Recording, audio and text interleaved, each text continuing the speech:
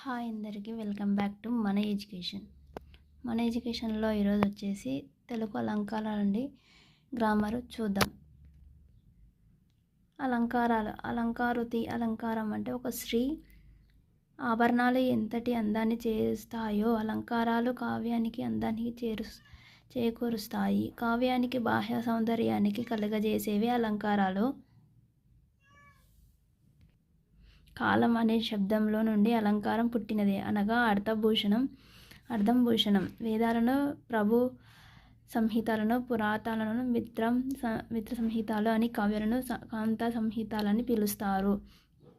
కాంత ఏ విధంగా అలంకారం ప్రియురాలో కావ్యం కూడా అలంకారానికి ప్రాధాన్యతను ఇస్తుంది. భాష పొదుపునకు అలంకారాలకు ముఖ్య సాధన. అలంకారాల ప్రస్తావన మొదట ఋగ్వేదంలో కనిపిస్తాయి. ఋగ్వేదంలో కనిపించిన అలంకారాలు 3. అవి ఉప, సెకండ్ వన్ రూపక, థర్డ్ అతిశయోక్తి. ఫస్ట్ వన్ ఉపమ, సెకండ్ రూపక, థర్డ్ వన్ అతిశయోక్తి. తెలుగులో తొలి అలంకారానికి శాస్త్ర గ్రంథం కావ్యాలంకారం చూడమని దీనిని రాసినది విన్నకోట పెద్దన్న. దీనికి ఆధారంగా సంస్కృతంలో దండి రాసిన కావ్యదర్శనం ప్రామాణికమైన కావ్యాలంకార శాస్త్ర గ్రంథం. కావ్యాలంకార గ్రహ సంగ్రహణం దీన్ని రాసినది రామరాజు భూషణుడు భట్టుమూర్తి. కావ్యాలంకార సంగ్రహానికి వ్యాఖ్యానం రాసినది సన్నిధానం సూర్యనారాయణ శాస్త్రి. దీనికి ఆధారంగా విద్యానాథుడు సంస్కృతంలో రాసిన ప్రతాపరుద్ర యశభూషణం. అలంకారాలను శబ్దాలంకారాలు, అర్ధాలంకారాలని భామహుడు విభజించాడు. ఎవరంటే భామహుడు విభజించాడు. చూద్దాం. ప్రసిద్ధ అలంకారాలు, అలంకారాల సంఖ్య, అలంకారాల శాస్త్ర గ్రంథం ఏందో చూద్దాము. సో ఫస్ట్ వన్ వచ్చేసి భరతుడు. అలంకారాల సంఖ్య 4. ఉపమ, దీపకం, రూపకం, యమకం. అలంకారాల శాస్త్ర గ్రంథం అంటే నాట్య శాస్త్రం. భామముడు అంటే 38 అలంకారాల సంఖ్య. శాస్త్ర గ్రంథం అంటే భామ అలంకారాలు. విద్యానాథుడు అంటే 73 సంఖ్య. శాస్త్ర గ్రంథం వచ్చేసి ప్రతాపరుద్ర యశోభూషణం. అప్పయ్య దీక్షులు అంటే 124 సంఖ్యలు. గ్రంథం అంటే కువలయానందం. నెక్స్ట్ శబ్దాలంకారాలు. ఇవి ప్రధానంగా 2 రకాలు. 1 అనుప్రాస అలంకారం, సెకండ్ యమకాలంకారం. యమాలంకారం శబ్దానికి ప్రాధాన్యత ఉండేదే శబ్దాకారం. అనుప్రాస కాలంకారం. అనుప్రాస అనగా వచ్చిన అక్షరం లేదా పదం పలుమార్లు పునరావృతం కావటం. అనుప్రాస 4 రకాలు. 1 వృత్యానుప్రాస, సెకండ్ చేకానుప్రాస, థర్డ్ వన్ లాటానుప్రాస, ఫోర్త్ వన్ అంత్యానుప్రాస. ఈ విధంగా ఉంటాయి. నెక్స్ట్ వృత్యానుప్రాస అలంకారం. వృత్తి అనగా ఆవృత్తి లేదా వ్యాపారం. నిర్వచనం: ఒకటి కానీ అంతకంటే ఎక్కువ హల్లు కానీ పలుమార్లు పునరావృతం అయినట్లయితే దాన్నే వృత్యానుప్రాస అలంకారం అంటారు. విశేషణం: సంఖ్య నియమం లేదు. వెంటనే రావాలన్న నియమం లేదు. ఉదాహరణకు ఫస్ట్ రాజు రివరాజుకు బూజు పట్టింది. సెకండ్ అత్త రామత్త కోసం దత్తు తెచ్చింది. అక్కడ లేక ఇక్కడ లేక మరెక్కడ ఉండవచ్చు. రంగ, దారతి, భంగ, ఖగరాజ, తురంగ. అంటే ఈ విధంగా కొన్ని ఎగ్జాంపుల్స్ ఇచ్చారు. సో నెక్స్ట్ సెకండ్ వన్ చేకానుప్రాస అలంకారం. చేకులు అనగా పండితులు, జంట అని అర్థం. నిర్వచనం: అర్థభేదంతో కూడిన హల్లులు జంట అవ్యవధానంగా రావడమే చేకానుప్రాస అలంకారము. విశేషము: 2 హల్లులు మాత్రమే అర్థభేదంతో జంటలుగా రావాలి. ఆ జంటలలో అచ్చు వేరైనా పర్వాలేదు, హల్లును సమానంగా ఉండాలి. ఉదాహరణకు నీటిలో పడిన తేలుతుంది. అరటి తొక్క రాదు. నిప్పులో పడితే కాలు జారుతుంది. నిప్పులో పడితే కాలుతుంది. తమ్ముడికి చెప్పు తెగిపోకుండా నడవమని. ఒక మహిళ నీకు వందనాలు. పూజారి జారి పడ్డాడు. కందర్ప దర్పం సుందర దహ్రానము. అనాథ నాద నందన నీకు వందనం. నెక్స్ట్ లాటానుప్రాస అలంకారం. శబ్ద అర్థ భేదం లేకుండా తాత్పర్య భేదంతో కూడిన పదాల జంట వెంటనే వచ్చినట్లయితే దాన్ని లాటానుప్రాస అలంకారము అంటారు. విశేషము: వచ్చిన పదమే ఎటువంటి మార్పు లేకుండా వెంటనే పునరావృతమవుతుంది. శబ్ద అర్థం భేదం లేనప్పుడు తాత్పర్య భేదం ఉందని భావించాలి. ఉదాహరణకు కమలాక్ష నర్చించు కరములు కరములు, శ్రీనాథుడు వర్ణించు జివ్వ జివ్వ, సమబోధు పై గెలుపు జయము జయము, శేషసాయికి మొక్కు శిరము శిరము, నరసింహునికి చూడు చుక్కుడు చుక్కుడు అంటే చూపులు, ఆపద యందు ఆదుకొనును అంటే మిత్రుడు మిత్రుడు. సో ఈ విధంగా ఎస్జిటి టెట్కి సంబంధించిన పేపర్ 2లో 2016లో వచ్చింది. శేషసాయికి మొక్కు శిరము అని అంటే అందులో అలంకారం ఏది అని అంటే ఏ అలంకారం? ఇప్పటిదాకా చెప్పుకున్నాం కదా, లాటానుప్రాస అలంకారము.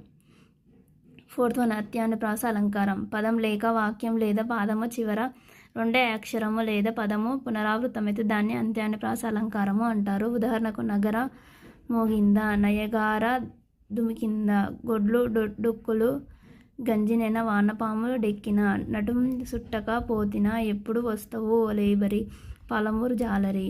3rd వన్ పువ్వుకి ముళ్ళుకి భేదం చెప్తే, ప్రవాహానికి నిశ్చలతలకు రూపం కలిస్తే, ఆలోచనకి ఆచరణకి అర్థం చెప్తే. నెక్స్ట్ యమకాల అలంకారం. అర్థభేదం ఉండి తాత్పర్యభేదం లేకుండా పదములు మరలా ప్రయోగించుట. అర్థభేదంతో కూడిన సర్వ వ్యంజన సముదాయం వ్యవధానంగా కానీ అవ్యవధానంగా కానీ పునరావృతం కావడమే యమకాలంకారం. విశేషం: జంట పదాలలో సర్వ వ్యంజన సముదాయం సమాసం ఉండాలి. అచ్చు హల్లు సమానంగా ఉండాలి. సర్వ వ్యవజన సముదాయంలో సంఖ్యా నియమం లేదు. ఎగ్జాంపుల్ 1. ప్రతి ఒక్కరి నేను రాసిన ప్రతి పంచబడింది. లేమ దునుజుల గెలువగా లేమ. రంగదయ పరంగా అంటే కొన్ని ఈ విధంగా ఇచ్చాడు. దీనికి ఇట్లా లైన్ వచ్చింది, చూసుకోవాలి.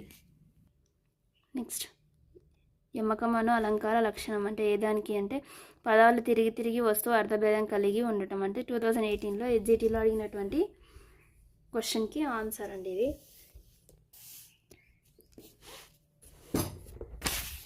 సో నెక్స్ట్ ముక్తపద గ్రస్త అలంకారం. యమకంలో ఒక భేదం ముక్తపద గ్రస్త అలంకారం. నిర్వచనం: ముక్త అనగా పాదం చివర నిలువబడిన పదం అనగా పదాన్ని గ్రస్త అనగా గ్రహించడం అని అర్థం. ఉదాహరణకు గోదావరి గట్టు మీద చెట్టు మీద పిట్ట మనసులో ఏముందో, అదిగదిగో మేడకున్నది గోడ ఇచ్చెను నీడలో దూడ అనేది ఈ విధంగా ఎగ్జాంపుల్స్ ఉంటాయి. నెక్స్ట్ అలంకారాలు. అర్థానికి ప్రాధాన్యత ఉంటే అలంకారాలు అర్థాలంకారాలు.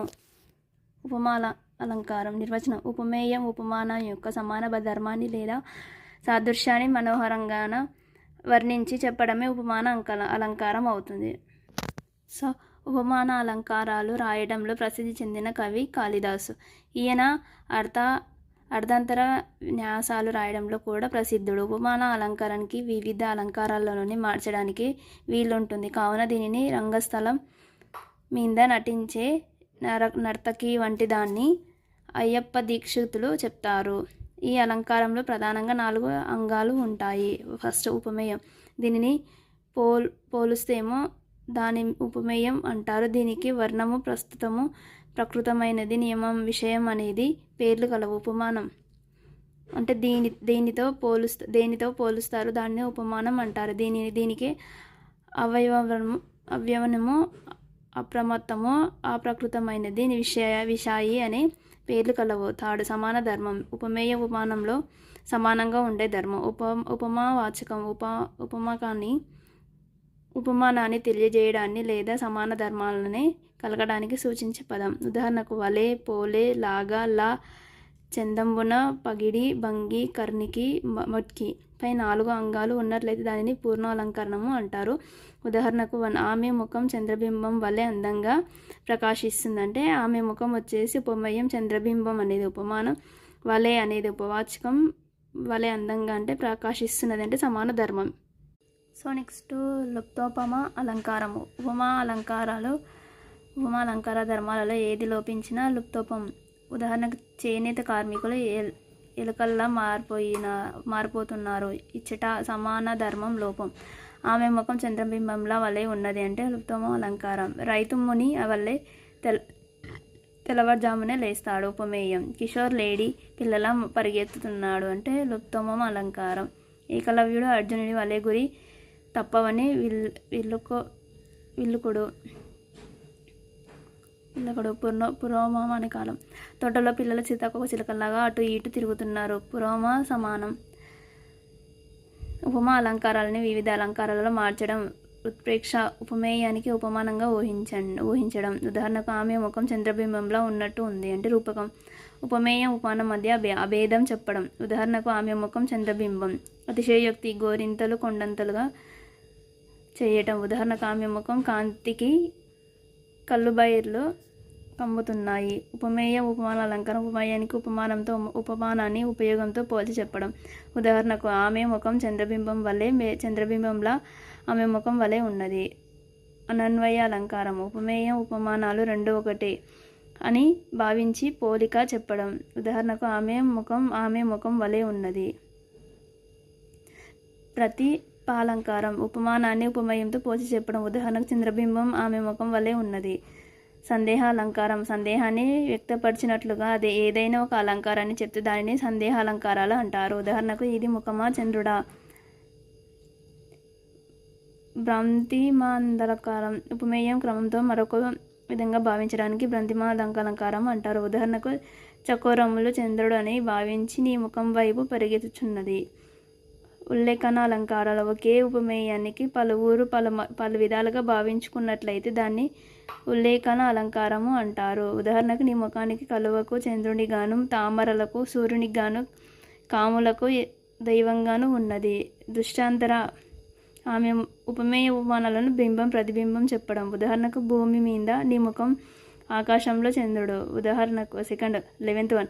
శ్లేషాలంకారం. ఒకే పదానికి వేరువేరు అర్థాలు చెప్పడం. ఉదాహరణకు నీ ముఖం పుండరీకంగా పల్లెనున్నది అని అంటే పుండరీకం వచ్చేసి పద్మం పులి. నెక్స్ట్ ఉత్ప్రేక్షాలంకారం. ఉత్ప్రేక్షం అనగా ఊహ. నిర్వచనం. ఉపమాన ధర్మ సామాన్యం చేత ఉపమేయం ఉపమానంగా ఊహించి చెప్పడం. ఇందులో ఉపమానానికి అధిక ప్రాధాన్యత, ఉపమేయానికి అల్ప ప్రాధాన్యత ఉంటుంది. కావున ఉపమాన అధికారకం, ఉపమేయక అధికారకం అలంకారం అంటారు. ఊహను తెలిపే పదాలు అనగా అన్నట్లు కాబోలు, ఏమో, ఒక్కో, ఏమకో, తలచెదన్, భావించినన్, ఊహించదన్. ఉదాహరణకు చక్రముల యొక్క విరాగ్ని నుండి పుట్టిన పోగయ అన్నట్లు చీకటి వ్యాపించింది. 2. రుక్మిణి తేజరిల్లే బట్టిన మకురంక శాస్త్రం అనగా. ఈ విధంగా కొన్ని ఎగ్జాంపుల్స్ ఉన్నాయి చూద్దాం. మండే ఎండ నిప్పులో కోలిమ అన్నట్లున్నది. ఇందులో అలంకారం ఏది అంటే ఉత్ప్రేక్ష అలంకారం. ఇది టెట్ 2017లో వచ్చింది. నెక్స్ట్ రూపక అలంకారం. ఉపమేయంలో ఉపమాన ధర్మాన్ని ఆరోపించి చెప్పడం రూపమ అలంకారం అవుతుంది. అనగా ఉపమేయ ఉపమానాలను అభేదం చెప్పడమే రూపక అలంకారం. ఇందులో అపూరణ ప్రధానము. ఈ అలంకారాలన్నీ తద్రూప ప్రధాన అలంకారాలు అంటారు. ఉదాహరణకు నగరాధ్యరణ హోరు నుండి జీవన షోరు. 2. నరస రాజు కీర్తి పాల సముద్రం. ఈ విధంగా కొన్ని ఎగ్జాంపుల్స్ ఉన్నాయి. Next 4th one. అర్థాంతర వ్యాసాలంకారాలు.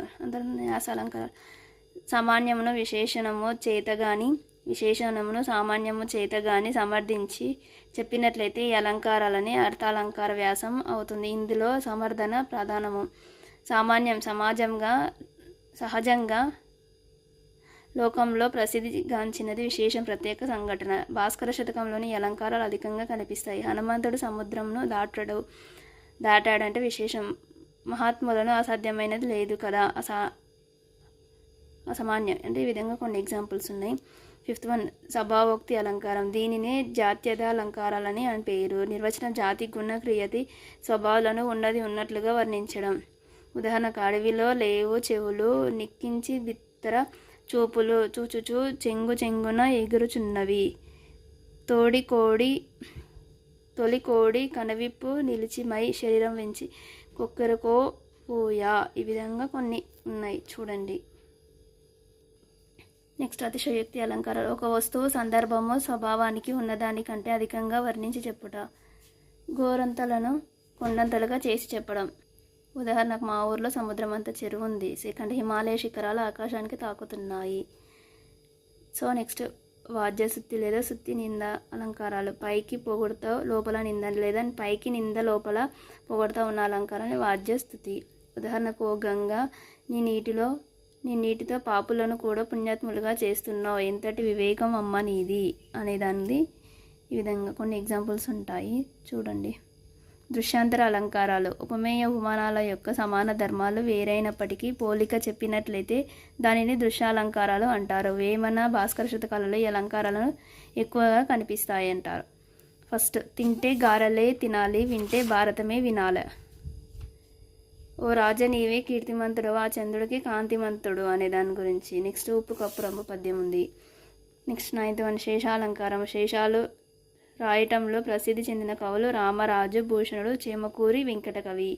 నిర్వచనం. నానార్థ ప్రధాన అలంకారమే శేషాలంకారం. అనగా ఒక పదానికి వేరువేరు అర్థాలు రాయటం. భూమి కలువ. ఉదాహరణకు, ఒక రాజు కువలయంద కురకరుడు. రాజు అంటే భూపాలుడు, చంద్రుడు, కువలయం భూమి విలువ. ఈ విధంగా విభజిస్తూ రాసుకోవడం ఎగ్జాంపుల్స్గా వస్తుంది, చూడండి.